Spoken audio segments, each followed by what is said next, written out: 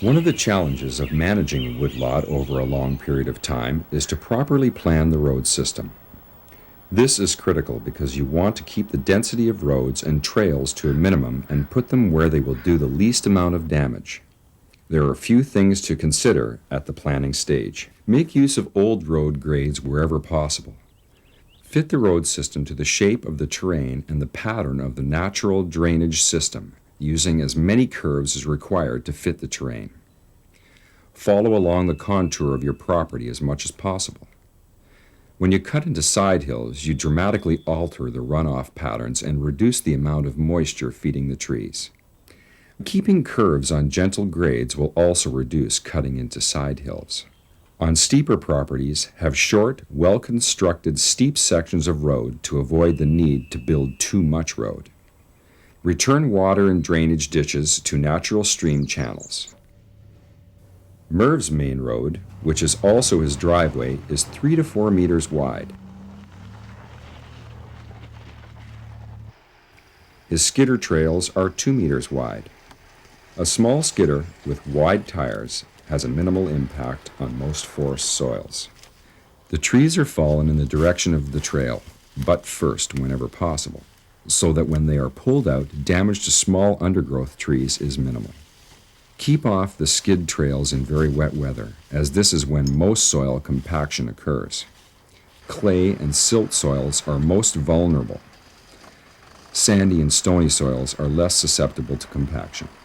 A skidder trail might only be used once every 5 to 10 years, so careful planning will reduce the possibility of soil compaction.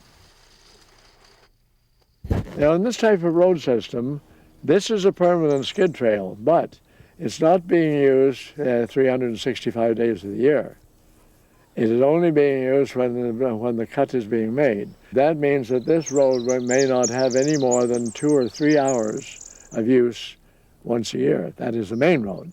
So we have, because there are no trucks coming in, and we don't have to limb our trees, we have a continuous canopy overhead, which is what we want to conserve the systems in the soil and the moisture, prevent too much evaporation and allow the trees proper growth. We have no problem with canopy. We also, because it's used such a short time of each year, we have no real problem of impaction. Merv has always used a small skidder to extract his timber. His trees generally are too large for horses to skid.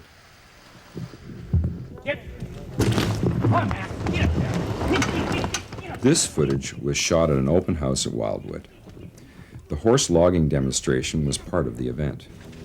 This Douglas fir log weighs about 2,700 kilos, and you can see the horses are struggling even on this small grade. Horses, wherever possible, are a wonderful alternative to machinery, and like the small skidder, only require trails about 2 meters wide. In most rural areas, there are people with draft horses and experience for the job. If you are working on very steep terrain, there are other methods of extracting timber that we will look at later in the program.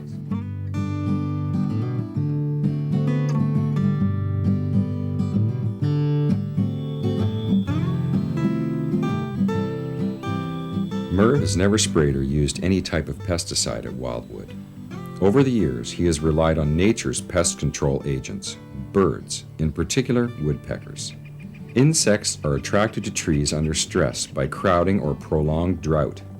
Merv will leave dead trees standing, which are called snags, as wildlife trees. A dead tree will slowly rot and become infested with bugs, providing a feast for woodpeckers. The woodpeckers, in turn, will nest in the forest, helping to reduce the population of insects in healthy as well as dead trees. Pileated woodpeckers are crafty in ensuring that they always have a supply of bugs to snack on. Well, this is an interesting facet of good forestry. We need the woodpecker, which is the head of the chain of control birds in our forest. Now, this particular tree we're looking at is a cedar, which is very susceptible. If they have a bit of fault, they're very susceptible to the development of a colony of ants, carpenter ants. The carpenter ant is the staple food of the of the pileated woodpecker, our biggest woodpecker, during the lean months of January, February, and sometimes into early March. This year, he doesn't need it right now because of this very mild weather and a lot of insects around that they feed on. But that tree, that little tree there, is no use for timber, but it is a magnificent insurance policy against too many ants and against the loss of the woodpecker. We have there visible on that trunk almost 10 years of holes, which means that for 10 years the woodpecker has become there every year for 2 or 3 meals. I've never known them to take all the ants out, even the most difficult winter. I've never known them to strip a tree of ants. In other words, they're selectively harvesting ants, as we should be selectively harvesting trees. They're telling us a lesson. As a result of maintaining these trees, I never cut them down. You want to be sure you have enough to provide your birds with their livelihood. I have about something like 25 cedars that are loaded with ants. And the ants stay in those trees rather than form a new nest, so they don't bother other trees. And but if I lose one, I certainly watch for the development of another one to take its place where that tree is, and been very careful not to damage it.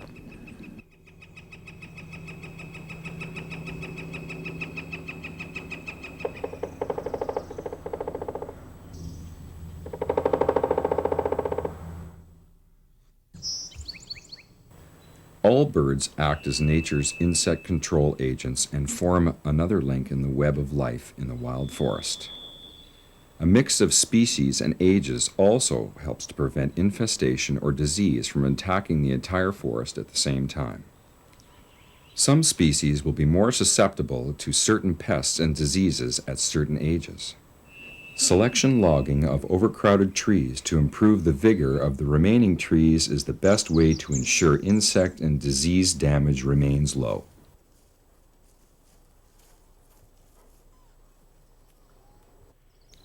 Back in 1939, a forester advised Merv to cut all of the cedar on his property and plant Douglas fir. In those days, cedar was considered garbage wood and left in the bush. Merv kept his cedar. He knew it was part of the wild forest and part of his plan to sustain all systems at Wildwood. Today, cedar is the most valuable tree on Merv's property.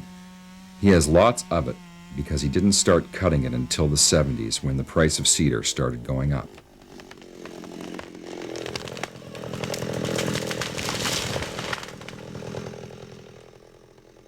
The tree's not that old, actually. It's grown very well.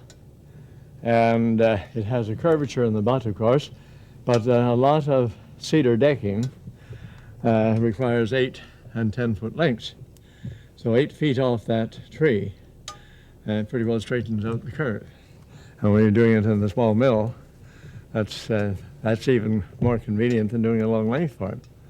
So he has the same product, only a shorter length, which it would be cut into anyway on the building site. The next log, as you notice, is very straight, and so he has his long lengths. So, how old is that tree about now? That tree is about, it's close on 90, about 90 years of age. So just a little bit older than you. It was just here. A little bit older than you. It was here and doing nicely when the first cut of timber was made here in 1945. It was even bigger when the next cut in 1950 and so on. But now it's reached a point at which I consider harvesting it with regard to the other trees around it. Mixed species of trees of varying ages, some fertilizing the soil, dead trees feeding the insects, in turn feeding the birds and fertilizing the soil. Lots of birds and woodpeckers controlling insect populations. Maintaining the natural diversity of the whole forest is the key to sustainable selection forestry. This is Wildwood after 55 years of sustainable selection logging.